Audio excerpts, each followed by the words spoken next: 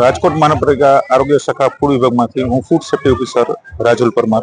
ખાસ કરીને અત્યારે ઘણા વર્ષોથી આપણે વેપારીઓને આઈઈસી એક્ટિવિટી દ્વારા પણ માહિતગાર કરીએ છીએ અને એ અનુસંધાને અત્યારે ઘણો બધો સુધારો જોવા મળ્યો છે કે ખાસ કરીને અખાદ્ય કલરોનો કોઈ પણ ઉપયોગ કરતા નથી। ખાસ કરીને દાજિયા તેલનો જે છે એ અત્યારે નાશ કરવામાં આવ્યો છે। લોકોને એના વિશે પણ અવેર કરવામાં આવ્યા છે। ખાસ કરીને પેકિંગ ઉપરની ખાદ્ય ચીજોની જે એક્સપાયરી ડેટ છે અને બનાવટની જે ડેટ છે એ પણ તપાસીને વેપારીઓ લેવા માંડ્યા છે।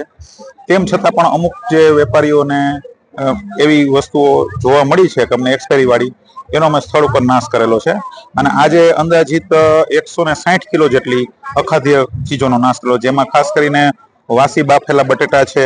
પ્રીપેડ ફૂડનો મોસ્ટ ઓફ વધારે છે, કારણ કે ગઈકાલની અંદર કદાચ લોકોને વધેલું હોય તો એ લોકો ફરી પાછો માનવ વપરાશમાં આહાર તરીકે ન જાય એનો ખાસ અવેર અમે રાખીએ છીએ।